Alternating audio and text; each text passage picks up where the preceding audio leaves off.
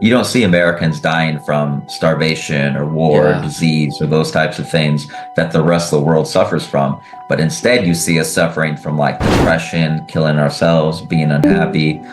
So it's a different type of thing. Welcome back to the Hero Front podcast, where we give veterans a voice and dive deep into the real stories that shape our community. And today, I'm joined by a man who embodies what it means to adapt, evolve, and lead by example. I'm talking about John H. Davis, a decorated combat veteran, author, and advocate for those who served.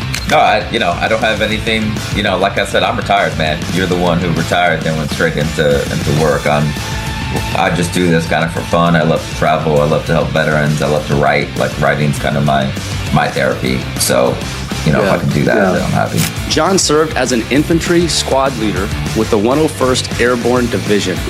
And after multiple combat deployments, John transformed his life, earning a master's in education from Harvard University, teaching incarcerated youth, and ultimately becoming a powerful voice for veterans everywhere.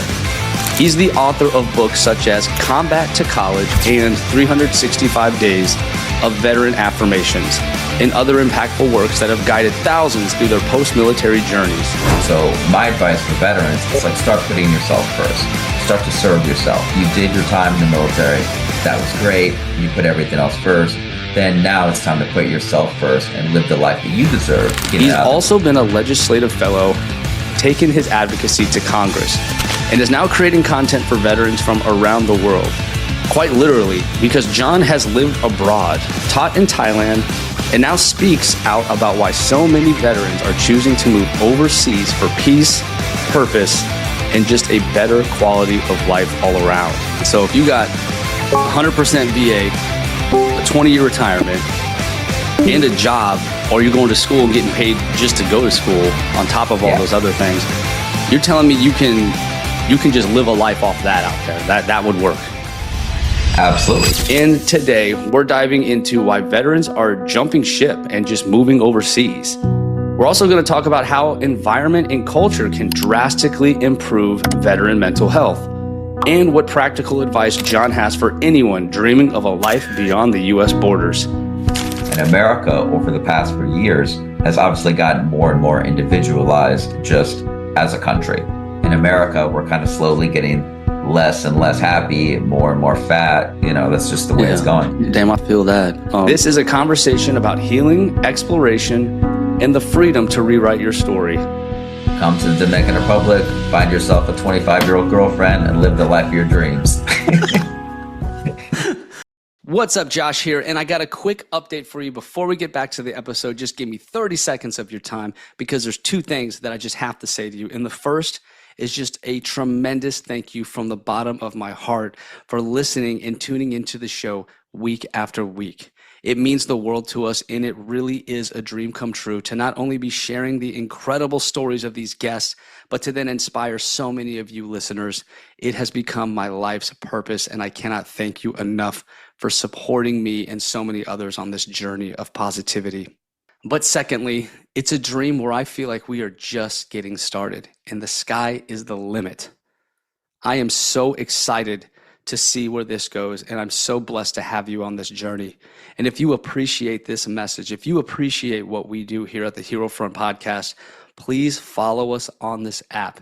Hit subscribe. Now, if you do that, here's the promise that I'm going to make to you. I am going to do everything in my power to make this show as good as I possibly can now and going forward. We're going to deliver the guests that you want me to speak to. We're going to have the topics that you want to hear about. And of course, we're going to keep doing all the things that you've always loved about the podcast. Thank you from the bottom of my heart. Now let's get back to the show and let's get after it. I'm going to go into 3 talking points. The first talking point is why veterans are moving abroad, and we can talk about things like what inspired you to do it, how the U.S. is like crazy as shit these days. It's dangerous, and people that you've kind of talked into doing what you've done and how that played out for them. And then talking point 2, it's going to be more of the mental health and reinvention of yourself. and kind of how your mental health has changed when you made the decision. We can talk about how suicides apparently are lower for veterans living abroad, like drastically. Yeah, they're like zero. That's insane to me. I think people should definitely hear that. And then how this mentally, can you build a community overseas?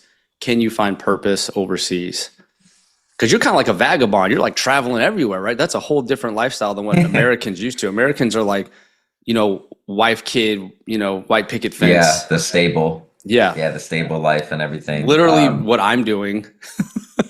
So, and then the third talking point will be roadmaps for veterans overseas. So more of like the resources on the third talking point, like benefits that still apply when they're overseas. Some of the more veteran friendly countries, that you prefer. And then we could end with any advice you would give anyone who's listening to the episode on the fence about moving overseas. So that's pretty much how I saw it. Sounds good. Going down to what do you think? That sounds good. That's good? Okay. Yeah, sounds great, man. I've had a lot of time to read up on you because we kept delaying it, or I kept delaying it. No, I don't have anything, like I said, I'm retired, man. You're the one who retired, then went straight into work. I just do this kind of for fun. I love to travel. I love to help veterans. I love to write. Like writing's kind of my therapy. So, if I can do that, then I'm happy. Absolutely, man. What's up, my man? It's good to be here. I love that intro. I need to put that on my Tinder bio or something like that. Everyone says that. I'm like, maybe I should just create intros for people. Be like, hey, $20. I'll give you a badass professional intro. $20. You can find me on Fiverr.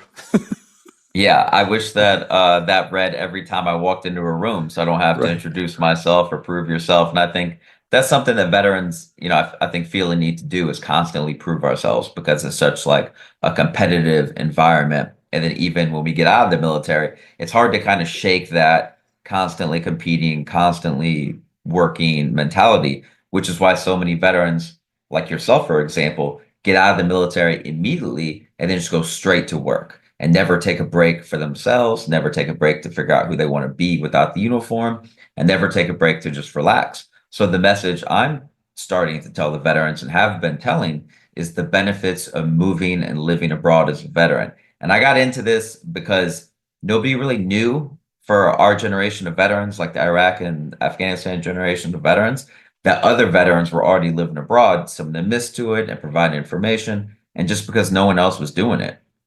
Yeah, I mean, I don't know really hardly anyone that has. I know when I was a young airman, I was stationed in Guam and in Japan, and a lot of those older dudes, were stationed in the Philippines before. Yep. And they had like their tight knit Philippine like group, like, man, the Philippines, Clark Air Force Base. I mean, they said it was the craziest, wildest time of their life, and that they were all going to move back. And I'd say probably 3 of them that I'm friends with on Facebook are to this day living in the Philippines. Outside of that group, I have not seen it much. Maybe a few stayed in Japan. I have a buddy who opened his own English school in Japan. He's really just loves the culture there. And I don't blame him. I love Japan too. It's like living in an anime. Yeah. It's amazing. It's safe. It's comfortable. Like every day is a new adventure, right? There's history everywhere. There's hikes. There's the ocean. There's just so much out there, man. So I kind of can relate with you because I've been stationed overseas. But I'm kind of living the opposite life of you as far as retirement or a version, a type of version, right? Like you're the free spirit. You're traveling the world, writing books, like finding yourself, finding your purpose. And I love all that.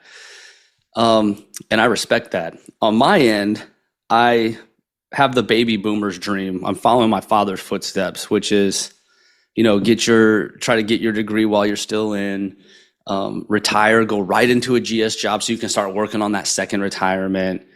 Have the house, the white picket fence, the dog, the kids, the wife. Like there's that lifestyle too, which is the more traditional American approach. So I am fascinated by you. Part of me is envious of you, right? Because I see what you're doing. I see the impact you have.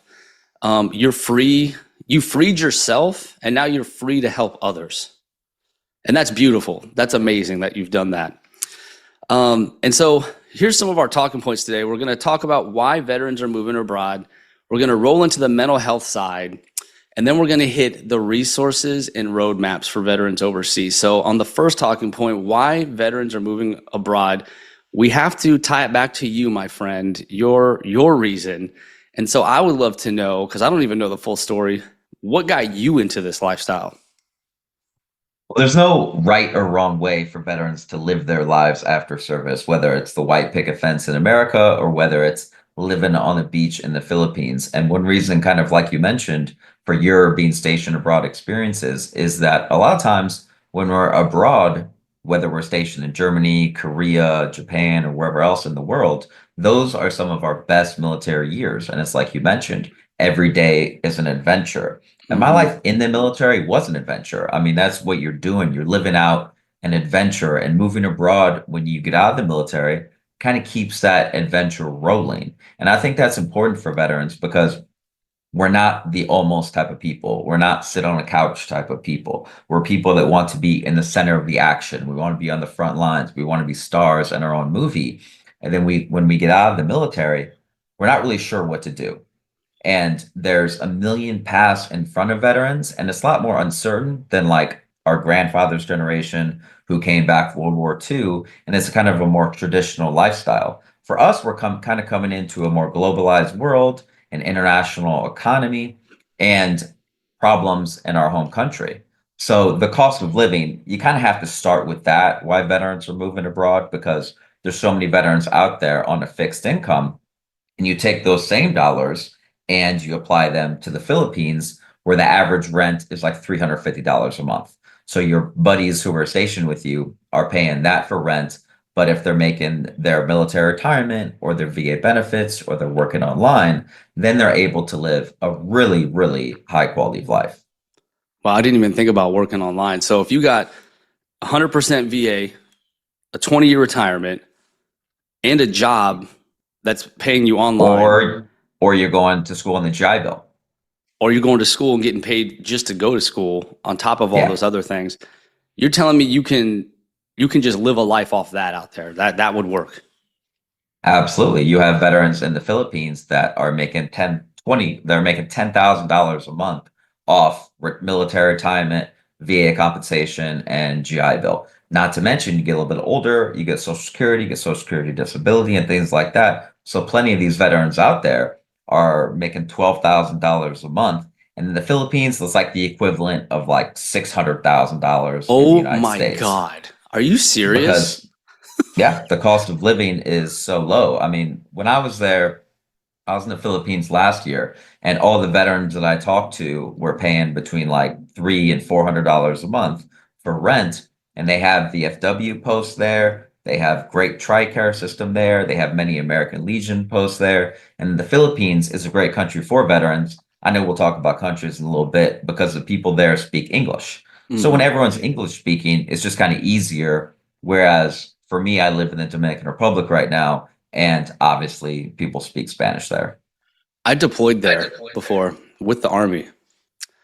The Army has like a camp there where they rotate their medics through for humanitarian work. So it's kind of like, Mhm. hey, we're getting training, but we're also helping this community. And so I was in the worst parts of the Dominican Republic. I've never been there on vacation. Do you I remember got the to city? I can't, unfortunately. It was so many bus rides through the mountains, dude. I don't even know where I was at. Um, is Santo Domingo like the main city? That's the capital. That's the Okay, capital of I the did city. get to see that on my last day. So we did get to take a trip there. There's like a courtyard of birds by this old like cathedral. Is freaking. It was like Yeah, something out of a damn movie. That's the Christopher Columbus statue they still have up there. So when you go there, just know that I've been in those exact places. It's really nice. We have 20,000 American veterans that live in the Dominican Republic. We Uh-huh. have specific veteran centers set up for our healthcare. We have veteran events there. We have a veteran event next month, April 9th, where there'll be a ton of veterans will come together. We'll all kind of hang out together. So what we're doing is one thing that is important when you move abroad for veterans, especially, is the mental health aspect. And a big thing with veterans is community. And to talk about one of the problems that we have in the United States is the lack of a community, the lack of people going to churches, the lack of people going to parks, the lack of people in malls and third spaces. And in the Dominican Republic, people are very family and community centered. So for veterans, we kind of fit right into that mentality to where community, teamwork, all those things are very high up on our list of priorities. And America, over the past few years, has obviously gotten more and more individualized just as a country. No, you're right. I mean, it's kind of sad to see, when you like Yeah. there's malls still open here in Florida, but like half of it's shut down. So it feels like you're in like a Yeah. horror movie. Uh, and it's like a Kohl's and a gym in there and like an Old Navy. And you're like, why is this entire mall open for these three stores? It's weird. So you got that, like bowling alleys on bases across the US are all being shut down. People don't do that Yeah. anymore. I grew up on Andrews Air Force Base with Oh, my okay. dad in the bowling league. I'm fourth generation airman. I'm talking inception of the Air Force to me. Oh, wow. So this is like, my purpose was to do this. But seeing my dad on the bowling league, and then I got into bowling, I go back to visit Andrews like 5 years ago, and it's shut down. And I'm just like, because I wanted to walk around in there, and I'm like, I can't Right. even. It's shut down. It's locked up. I'm like, man, how did we get here? Yeah. And then when you're stationed overseas, it's kind of the same mentality you're talking about. I mean, when I was, they just shut down a gaming center here on Eglin that was state of the art. I'm talking when you walked in this gaming center, it would blow your mind.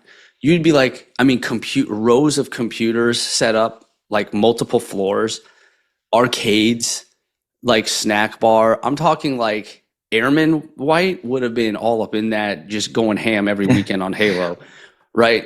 Like my community center was super tiny and basic, and this one just shut down, dude.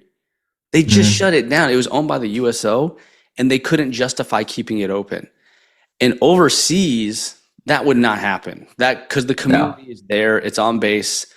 It's like a little American village, essentially. Families are tight knit, and anyone who's been stationed overseas always talks about missing that community part. Yeah. And It's like Blockbuster shutting down. right, which is a sad Moving day. abroad, it's a sad day, but moving abroad to me was like that, where it's like Yeah. going back to the 90s to where people go to malls, people gather together, people are Mhm. nicer, people are, Americans have been steadily getting less and less happy since the 1950s. And the New York Times just came out this week with an article about how now America is the 24th happiest country in the world, which is the lowest that we've ever been. We are significantly less happy than other nations. And some of that is because of what you mentioned, because of the community aspect, because Americans aren't going to church anymore. Americans aren't bowling anymore. They're not playing on softball teams anymore. But in Dominican Republic, 3 blocks away from my house, every single night people gather there to play baseball and softball, and mothers come out and cheer, and people drink beer, and everyone goes to church and the bar afterwards and all that stuff. And you really have that where in America, we're kind of slowly getting less and less happy, more and more fat. That's just the way it's Yeah, going. damn, I feel that. Especially the fat part. I don't have PT test anymore. So it's funny you mentioned that. You just reminded me of something. When I got back from the Dominican Republic, my wife said, you seem different. I was like, what? Mhm. Because I had no service out there, right? Like my phone didn't work. I didn't even have a nice phone anyways. Like there was no electronics, essentially, right? Right. I was in tents with the army on this camp. Like it's very basic. We're That's a playing. cool experience. It was cool. Like you could see the mountains, you could see the ocean. There's like these white faced cliffs. It Mhm. was beautiful. But we were just playing sports. We were playing touch Yeah. football, basketball. The Dominicans would come on base. They'd play like this loud ass music that would like burst your eardrums and cook all this food. I was like, hello, can you hear me? I don't know Yeah. how they listen to it that loud. It's crazy. But my point is, it was all in person stuff. And when I got back, My wife literally told me I seemed happier, and I actually was. Yeah. I thought about it, and I was like, I felt more confident. I felt more Hmm. like myself, and it kind of hit me like maybe like all the scrolling, all the social media, all the disconnect, it's kind of removing your thoughts, your personality, and filling it with the thoughts and personality of others. And Hmm. once I removed all that, I kind of like found myself again, my personality, me, because I didn't have all this crap flooding my brain and Yeah. filling up my thoughts. Absolutely. And you're outside. So in the Dominican Republic, we live outside, so you're more connected with nature. You're in the sunshine more. You're like drinking fresh coconuts every day and eating fresher food. So all of these kind of play into it. And I think the disconnection of America from like nature is a big part of that because Americans spend like 90% of our time indoors. A lot of us never have, like, for example, our bare feet even touch the earth. And when I'm in the Dominican Republic, I'm able to do things like swim in the ocean every day. And me and my veteran friends all go out to dinner together like twice a week. And you have this kind of community of people where you're disconnected not only from, like what you said, the constant scrolling, technology, United States, but you're also disconnected from some of that like political division. You feel like in America, every conversation kind of lean towards negative and complaining. Like that's kind of just what people do. People bond over being sarcastic to one another. People bond over negativity or complaining or whining. And as veterans, we tend to do that sometimes even more than other people because we have this addiction to dark humor, embracing the suck, cursing, all that, and that can stick with us. But abroad, we don't talk politics. We talk about fun stuff. We talk about real conversations. You have time to hang out with your friends. In the United States, it's like a never-ending to-do list, and everyone's always rushing around. Here in Dominican Republic, I can be like, let's do a 2-hour dinner and just hang out and have a couple beers or whatever else, where you can't really do that in the States because we've totally fucked up our understanding of like a work-life balance and what that is. Yeah, it's called work life. Yeah, that's what it is. Dominican Republic, they don't work very hard, but they're also way happier than we are. Yeah. In America, we've somehow centered our whole existence and purpose around work. I swear to God, Chat GPT, AI, you know how God created man in his image? We created AI in our image, right? Ooh, It's all right. productivity. It's all facts, data. I Hmm. want the answer now. I want all efficiency, everything efficient. I don't want so all the personal stuff is gone to the wayside. Like Right. I can't capture your happiness on an Excel, so I'm not concerned with your happiness. It's kind of gotten to that mentality. This is how I Yeah. know And you AI is can't going to take quantify it. over. Yeah, this is how I know AI is going to take over because we're already acting like it. Mhm. You know what I mean? And it's like every time, like I just had a talk with my team. I'm in suicide prevention as a job. Oh, wow. Yeah, so it's veteran suicide prevention, sexual assault prevention, drug prevention, alcohol abuse, all prevention aspects. And so we have great talks in the office, right? Because we're all the like-minded individuals. And everything they brought up was like very basic human stuff. Like, oh yeah, studies will show if like we break bread together, if we eat together. Hmm. And it's like, that's why we're human. Like, Right. let's go back to like our caveman ancestors. Those things, that's still us. In the grand scheme of time, that's not that long ago. That's a blink of an eye ago, right? To us, it feels like, oh, that's not us. It is us. That we're still those same cavemen who love being in a community, a tribe, who love eating together, who love spending time together, who love being outside. We're still that same creature. Hmm. And one reason that I wanted to get this message out there to veterans was exactly that, was because we've so overcomplicated our lives when in reality they can be kind of simple. And abroad, I do have a simpler life, and the mental health aspect to me is probably the most important thing when it comes to veterans moving abroad. One, because financial health is mental health. When you have more money and aren't stressed about the bills, you're naturally going to be happier when you remove that stressor. But other than that, the mental health aspect of it is disconnecting from what I'll call like sort of an unhealthy society in America. Like you mentioned, our fixation with work and things, and then also the over politicization of our entire culture, which has just led people to kind of go crazy. Whereas I feel like abroad, I'm able to just live what I feel like should be a normal life after retiring from the military. Absolutely. So political division, mass shootings, um, Yeah. like are you dealing with the constant bickering and arguments and looking over your shoulder because the high crime rates here in the US, are you doing that where you're at? Mhm.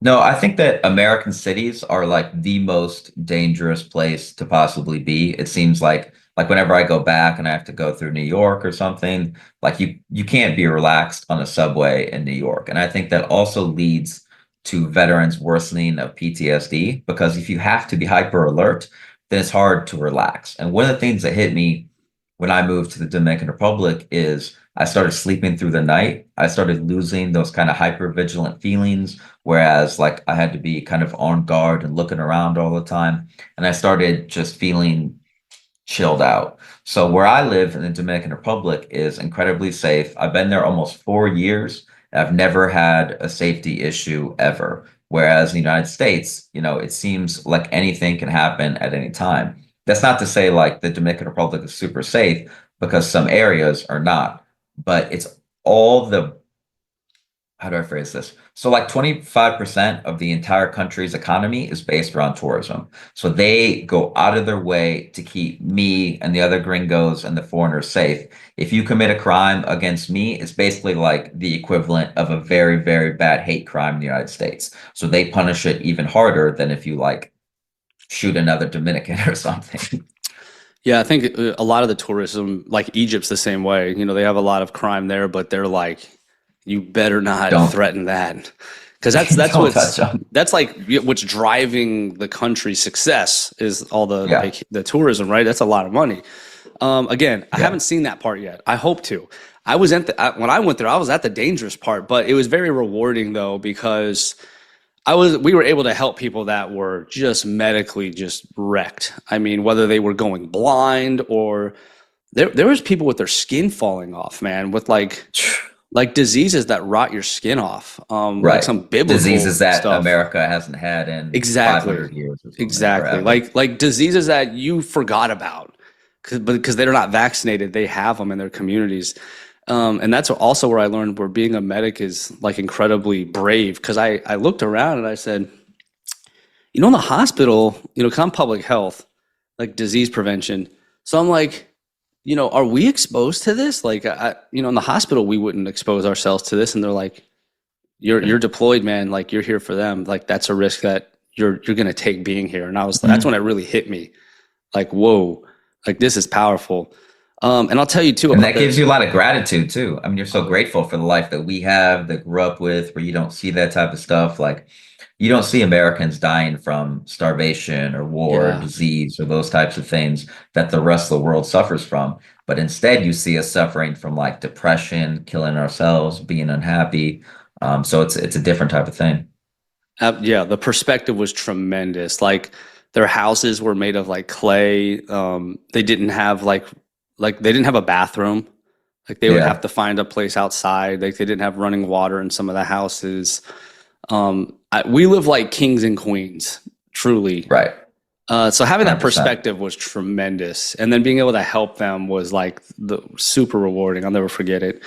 As far as the crime rate goes, I noticed it when I was in Japan for 2 years. I was at Okinawa, and I got 30 days of leave after that assignment ended. So I flew back Hmm. to my hometown, which is near DC, and was super nervous, like on Yeah. edge. I was like, it was so, the vibe was so different. I had to keep looking over my shoulder. Everything was loud and chaotic. And Japan is so clean too. dude, I remember being in the mall just being so uncomfortable. And I'm like, what is wrong with, why do I feel on edge right now? Because I let my guard down for so long and I didn't realize it until I came back. It was Yeah. actually harder to come back than going to Japan. They talk about culture shock. The culture Hmm. shock didn't happen in Japan. The culture shock happened when I got back to the US. A reverse cultural shock. Yeah. Isn't that weird? Yeah, that happens when I go back to the States too. Whenever I have to go back to the States, I really can't wait to get out. And I think that everyone is so aware that like 20 veterans kill themselves every day in the United States. Hmm. And I always tell veterans, like, listen, if you're feeling anything like that, you have options out there. And sometimes what you need is not necessarily to move abroad because moving abroad is not for everyone. It's not for most people. But what you do need is a significant reset. What you do need is something like that, like your experience coming to Dominican Republic, even if it's for work. If you can just disconnect, sometimes it's what you really need to do because a lot of times we're so plugged into our culture, so plugged into our work life, so plugged into the problems with our family and all that, that kind of a vacation might be more what you need. And that's when I started writing about therapy and thinking about travel therapy as like a real option for veterans. Absolutely, man. I got to tell you what, from my perspective, I have a driving question that I just have to ask you. Relationships, marriage, children, girlfriend. What does that look like for someone like you? For me, on a personal level, although my mother would hate to hear this, I hope she doesn't listen. I'm not really very interested in having kids, but if I did have kids, they would definitely be outside of the United States. So, one, for a few reasons, I don't want to lose all my money to child support and a divorce or something like that. And you have more protections outside the United States, whereas, I think a lot of men in the United States, we do have a men's mental health crisis. And a lot of that is because of relationships. And a lot of men I do talk to, a lot of veterans go abroad because they are looking for more traditional minded women, which exists more in places like the Dominican Republic or in the Philippines or Thailand or wherever, opposed to the United States, where you kind of have the high rise of feminism and higher divorce rates and women who might not be, we'll say, as interested in cooking and cleaning as a woman in the Philippines might be. So, for me, I think dating abroad is a fun aspect of it.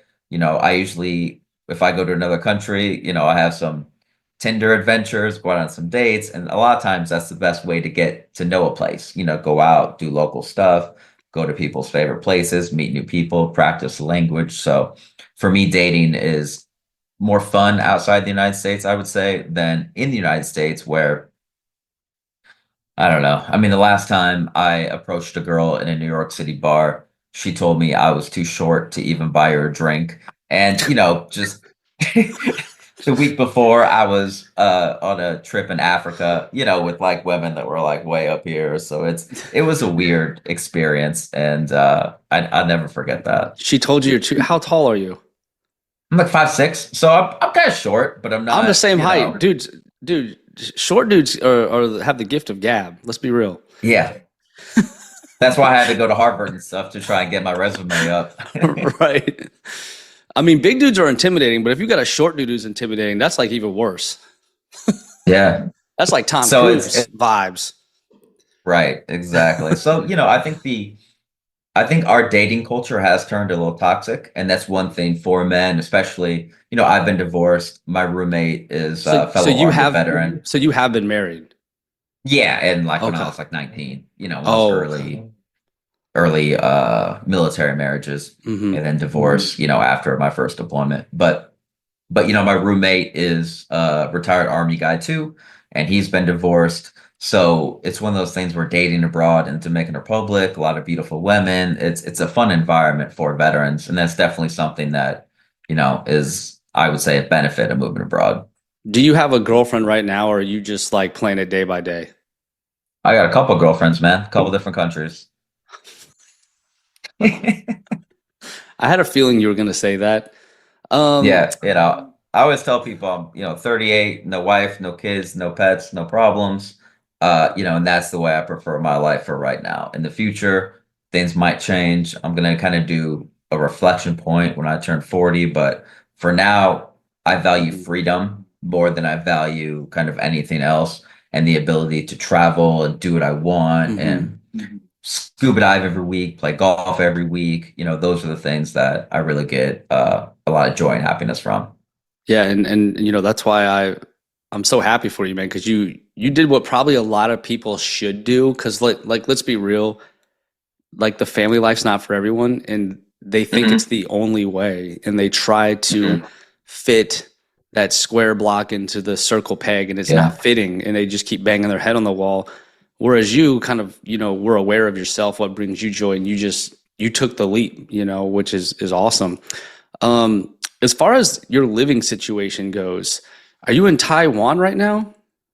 Yeah, so I just did a month in Thailand, and one thing that I was excited to talk about is the foreign medical program when we get into actual talking about that. But a lot of veterans aren't aware that you can receive superior health care outside the United States, paid for by the Veterans Administration, than you can in the United States. So, a couple of examples. So in Thailand, there is a veteran addiction center that will pay for a 30, 60, or a 90-day stay for a veteran at absolutely no cost in a five-star facility. And then they have a contract with the Veterans Administration where they will bill them. So I went there to interview some veterans who are going through treatment for alcoholism and addiction at nothing out of pocket. And it's beautiful, amazing in Thailand. So I wrote an article about that on my blog. A lot of veterans are unaware how works outside the United States when it comes to veterans. So you have TRICARE outside the United States, which is amazing.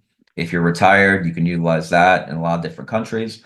But what I use in the Dominican Republic is the foreign medical program, where it's only for service-connected treatments. So, say I can go do physical therapy for my back once a week, I can do group therapy, all that stuff at absolutely nothing out of pocket. And then the treatment center will bill the Veterans Administration.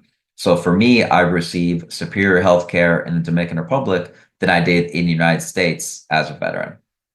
Yeah, I never would have expected that. I'm picturing like worse, like way worse. But I do know a lot of people go to Thailand for medical care. I've heard of that. Yeah, I because know it's so they're cheaper. So yeah, they're I mean, you top. They're have, some of the best surgeons in the world, yeah, plastic surgery for sure. I've heard that. yeah, I remember, women in Okinawa taking leave to Thailand for cosmetic hmm, surgery. I do remember that and be like, what? That's actually cheaper and better? yeah. That was surprising. So yeah, that's amazing, man. As far as like, your living situation, do you prefer hotel to hotel, or do you prefer having like a home and then also adding hotels on top of that? What's your approach to that? So I rent a place year round in the Dominican Republic, and I have a roommate with another veteran. It's a very sweet condo. Like we got everything in there. It's all like the ultimate man cave type place. And then in the Thailand, I rented a room for 30 days. It cost me like $700, I think, For for 30 30 days. days. Yeah, and it's a nice place. They clean it every day. It's a nice place. So they have a pool there and everything. So you can live in hotels in Thailand if you want for like $600 a month if you want to do that. Like pretty nice hotels bouncing around. Or you can rent a place. Like my friend who's a Marine that I stayed with for a little bit, he rents a really nice two-bedroom for like $340 a month or something. So you have this lower cost of living, which can equal a higher quality of life, especially for veterans if they're, like we talked about, working online or just living off their VA compensation or they're just retired. Wow. So, talking about mental health, reinventing yourself, it sounds like, you know, you've done that. I was hoping you could kind of touch on what the suicide rate looks like for veterans overseas and what does your community feel like and like what is your normal day-to-day interaction with them? I think, well, your environment plays a lot more into mental health than I think we understand. I think that one overlooked factor when it comes to just the overall mental health well-being is what kind of environment you're in. And that includes everything from your work to your relationships to if you're in somewhere like Seattle with no sunshine, I think that kind of plays into it too. So one thing where I live is the mental health environment is really good and people are generally happier. And happiness kind of spreads just as much a disease or anything else. So I've never heard of a veteran abroad killing themselves. I have heard of some dying in like motorcycle accidents or, maybe alcohol related things or something like that. But the reality is people don't really kill themselves in the Dominican Republic like they do in the United States. Like there's no such thing as a youth suicide in the Dominican Republic. You know what I mean? Whereas in the United States, obviously, like 14-year-olds, 15-year-olds, 16-year-olds kill themselves all the time. So suicide's not really part of the culture like it is in America, where, veteran suicide, youth suicide are now as as American as like baseball or Taylor Swift or something, whereas the Dominican Republic doesn't really exist.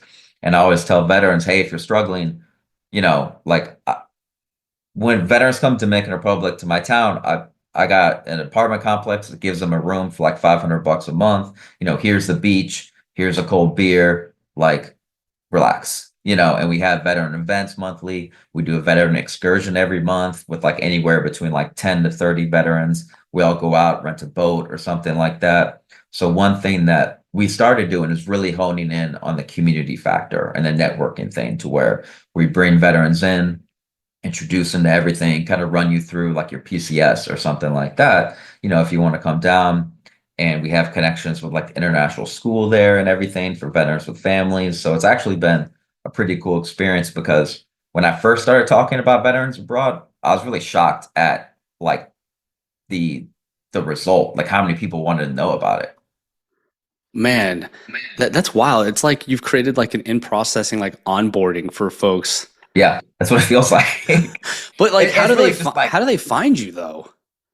usually Instagram, like Instagram and TikTok are big ones because I have like 150,000 followers across like Instagram and TikTok. So people really like see the videos or message me or read my blog or something like that. So usually social media, and then now we've doing some more stuff on like Facebook and podcasts like this and stuff because a lot of veterans, when they find out, like, oh, I can live in the Philippines for my VA compensation like a millionaire. And when the answer is yes, it's like, okay, well, that's appealing, especially more so if you're like, if you're like me, if you're a single guy, if you're a family man, obviously it's a much more considerations, a lot more challenges. But if you're a single veteran, you're really well suited to live abroad because the military prepared you for that. What else do you need as a guy to be happy other than like a nice TV and like a decent apartment, and you can walk to the beach, you can walk to bars, you can walk to nice restaurants. Guys are pretty easy to please. So when I talk to veterans about moving abroad, it's kind of like a good conversation 'cause I know them, they know me. Like I know you're a veteran, so it can be kind of be more candid and get into it.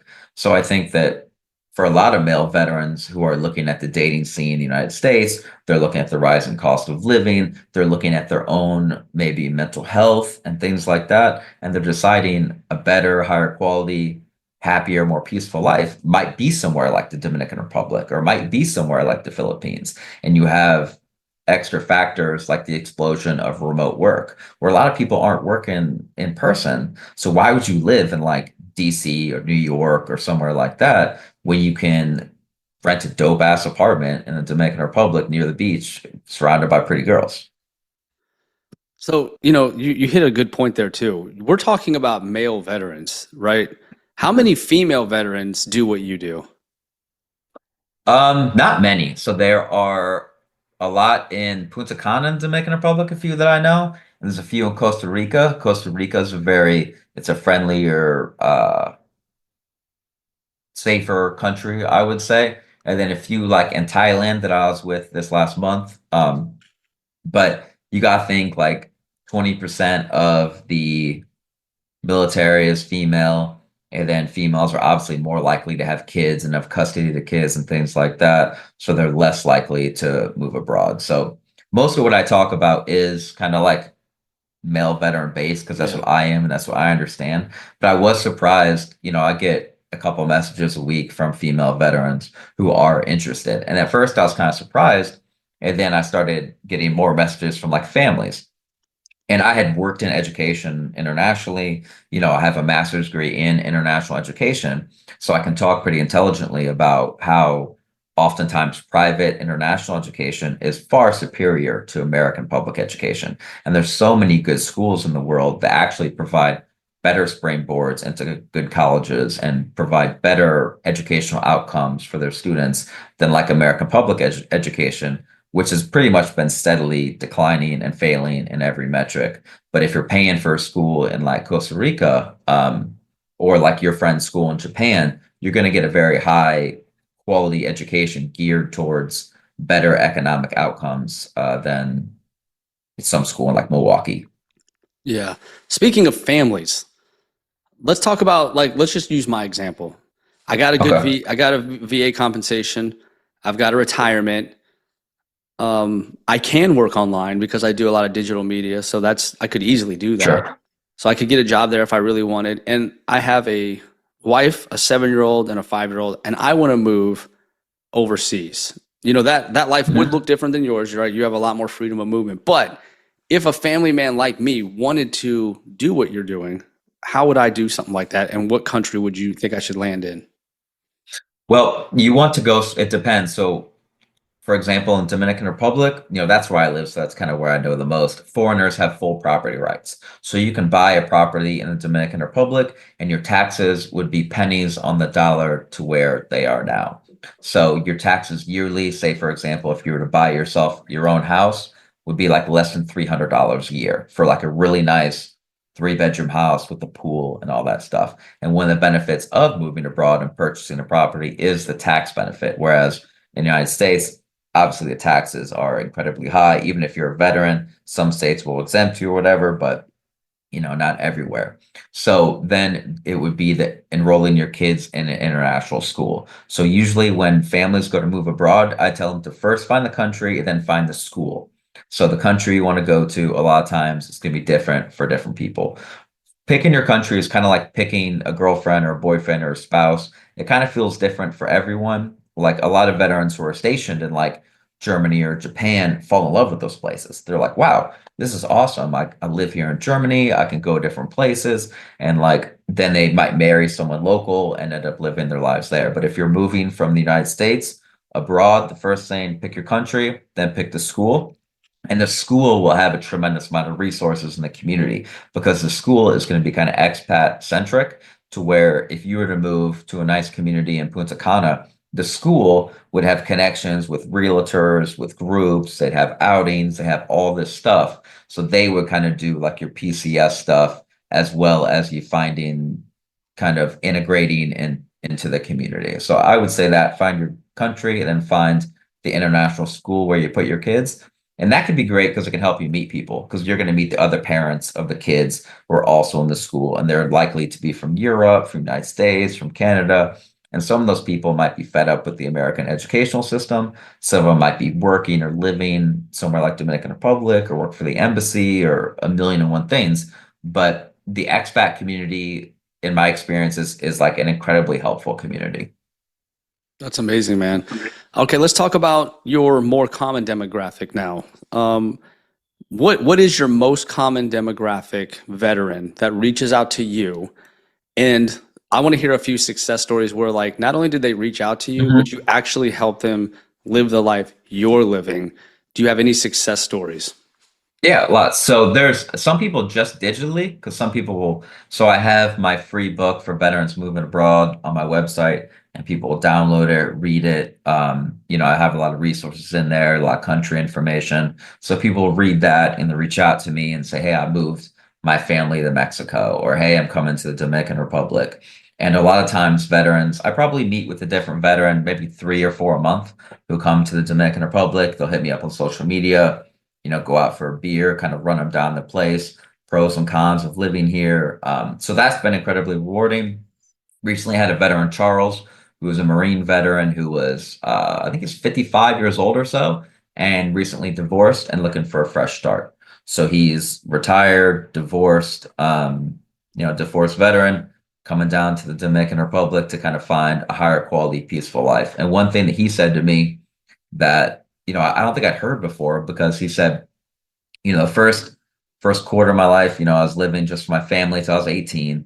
Then I lived the second half of my life or the second quarter of my life for the Marine Corps, doing 20 years. And then I was living just for my wife and then we got divorced. So he goes, I lived, the first almost 60 years of my life for other people. And now I Mm, have like this last little bit of my life and I will live it for myself. And for a lot of men, I think that's hard because we're kind of taught, especially veterans, we're taught the mission comes first. We're taught our family comes first. We're taught our battle buddies come first. The country comes first. Work comes first. A million and one things, and we come last. And what I'm telling veterans to do is it's okay to look out for yourself. And that's why we have such high suicide numbers and things like that, is because we put ourselves last. So my advice for veterans is like start putting yourself first. Start to serve yourself. You did your time in the military.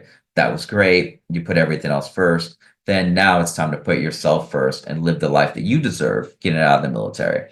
And I've gotten some like pushback from veterans on that, like especially, like, oh, you abandoned your country. Oh, you should stay here and fight.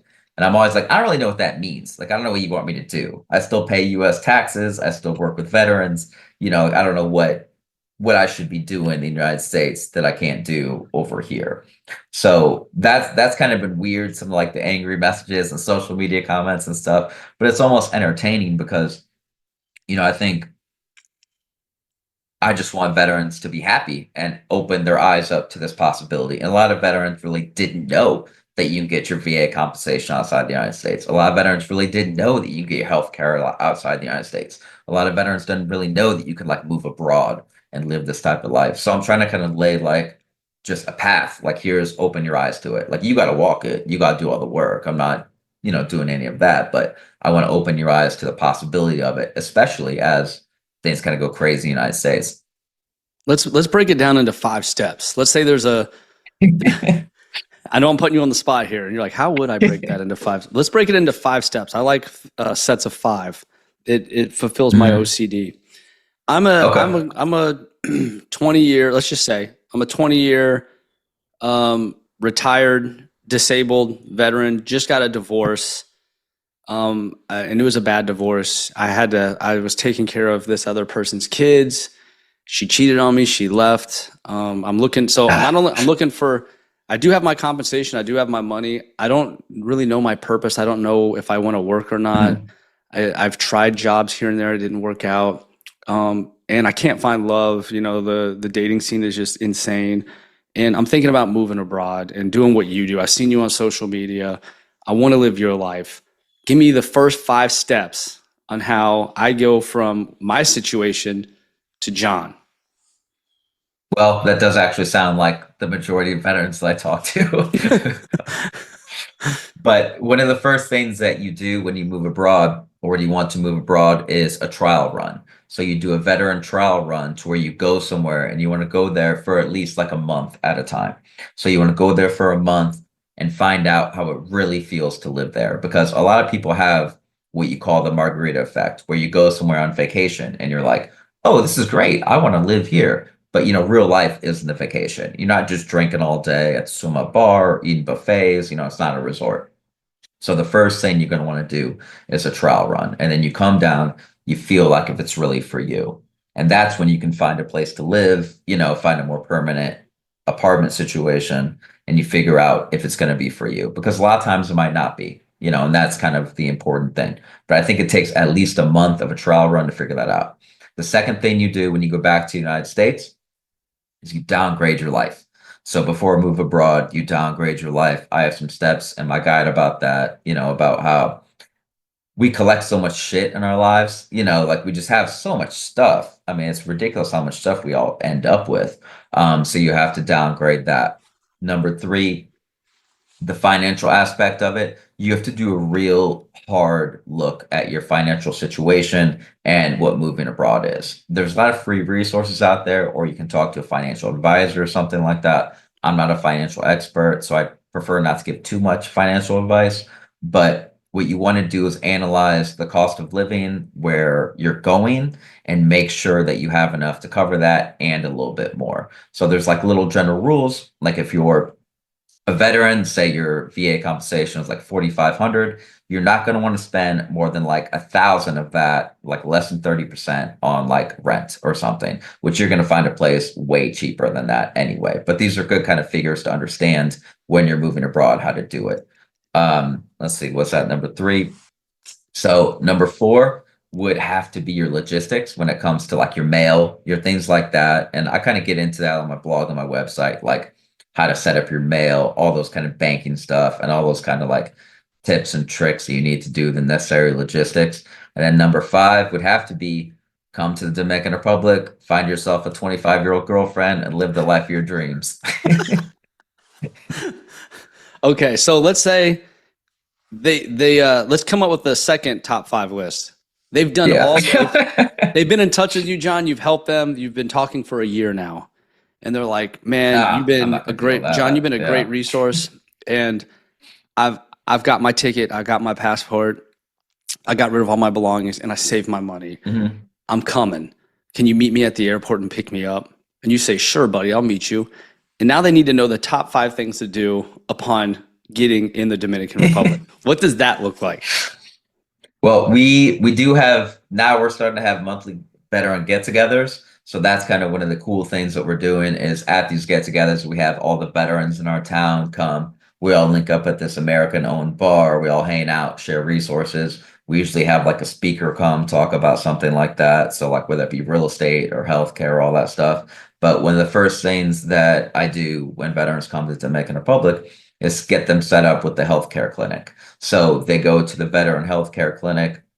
And usually I'll take them, there's like 2 in our area. So I'll take them to both and then they can pick which one that they like the most. And that's where they can get all of their healthcare set up and they can purchase additional insurance if they want as well, which I don't have any, but you can. And that's where they can get their service connected medications, everything from a chiropractor to general medicine and stuff like that. So that's definitely an important aspect of it. Then I think an important step that I talk to veterans about is getting on a healthy routine because abroad, you do have a tendency, and a lot of veterans do kind of slip into unhealthy behaviors sometimes because you don't necessarily have those guardrails up that you do in normal American life. Like if you're drinking a beer at 9 o'clock. Veterans fall Okay. under really bad habits. I could assume drinking, drug use, not working out, right?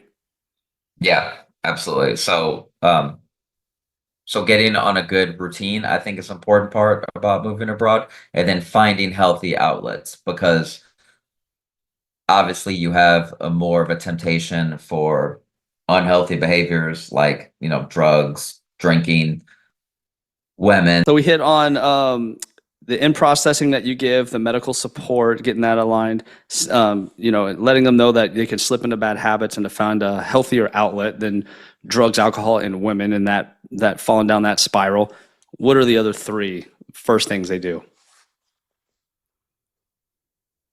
Then I would say learning about the local community is very important and getting involved in that aspect. Like I started taking local Spanish lessons with a tutor. I started going to church. I started volunteering within the community. So I think that's an important part of it because you don't want to move there and not be a part of the community. So one thing that my organization does is we donate to a local public school. So every event we have, we always give some money or supplies or something to the school. So it's important to give back. And then, I would say definitely get active, get healthy, get your mind right. Like it's kind of a mental health experience moving abroad, and you have to get used to being alone more, especially if you're moving abroad as a single guy. There's a big difference between like loneliness and solitude, but a lot of people just aren't used to being alone that much. So I would say surround yourself with healthy people, develop healthy habits, go to the gym and things like that. And then I would say reach out to the veteran community as the last thing. Everywhere you go has some really good veteran communities, and that's something I didn't really know. Where you have a lot of American Legion posts in Mexico, you have them in Costa Rica, you have them in Panama, you have a VFW in Thailand and the Philippines and Japan and all these places. So I think it is good to connect with other veterans because they're going to be the ones that will help you and guide you and mentor you and all that stuff. That's amazing, man. Um, I gotta thank you, man, for just spending time with us today with the Hero Front audience. John, your life is cool as shit. And it's really heartwarming that someone like you has helped people so much. Like you did it on your own. You you went out there, you experienced it yourself, you're well versed in it, and now you've become this like beacon of hope for people who are wanting to quit. You've probably prevented suicides and you don't even know it, by helping people live this alternate lifestyle that is so much more fulfilling and brings so much more happiness to their life than, banging their head against the wall, doing the same thing over and over again, expecting a different result in the States. And so, I want to thank you personally for just being a part of the veteran community and helping so many people and showing us this different way of life. Now, I don't think I can do it personally, but I will tell you, I'm going to come visit you. I want to do a vacation. I want to do a vacation because it sounds like vacations are also cheaper over there. Once I get over there, Yeah. I get the plane Oh ticket. That's yeah. probably, there's probably no way around a cheap plane ticket. But by the time I get to these other countries, if I want a vacation and live large as a retiree, disabled veteran, I could Mhm. probably have a much more robust vacation experience with my family than like if I went to Hawaii or Disney World or something like that, which is like Oh yeah. 5 to 10 grand if you get the full experience in Mhm. Disney World for like 3 days. Like it's stupid. Yeah. So And a lot of veterans will do that. They'll come down for like 3 months at a time. Just come down, spend 3 months, reset, do the stuff you love to do, and then go back to the States. yeah, my wife's Filipino, by the way. Okay. And my kids are half, obviously. So, it would be cool for them to see their culture. My wife was born there and then she was adopted. She wasn't actually raised there, but she does have family there. And so it would be Oh, really cool if, like, we did spend a summer break there, right? Like, my kids are out of school. yeah. My wife's Filipino. We go to the Philippines for a couple months, live like kings and queens, have the time of our life, hang out with John, Hmm. out there writing books, changing lives with him. You know what I mean? Yeah, absolutely. And that's what life should be about. Is it should be an adventure and things like that. And there are ways to do that with vacation abroad, things like that, that can be a hell of a lot cheaper because I think we could all agree that life in America has just gotten too expensive. And that's one thing that always hits me when I go back is like, I can't believe how much stuff costs. I mean, it's ridiculous that, because a lot of people do ask me like, how do you afford to live in Dominican Republic? And I'm like, dude, my rent is $500 a month. How do you afford to live in the States? Like, what are you talking about? Bro, that's why I retired. Well, a reason. There's many reasons why I retired, but one was financially. I was Yeah. somehow I got into a place where, as an E7, I was struggling to save anything at all. I would be Yeah. I got to a point where I was paycheck to paycheck as a freaking E7. I swear to God, I had more money as an E6, 5, 6 years ago. Something is off with the prices here, Yeah. man. And I just 100%. simply could not afford to exist anymore. And so I was like, retirement, I could retire, I could collect VA, and I could get a better paying job. So retirement is really my only option if I want to give my Right. family a good life here.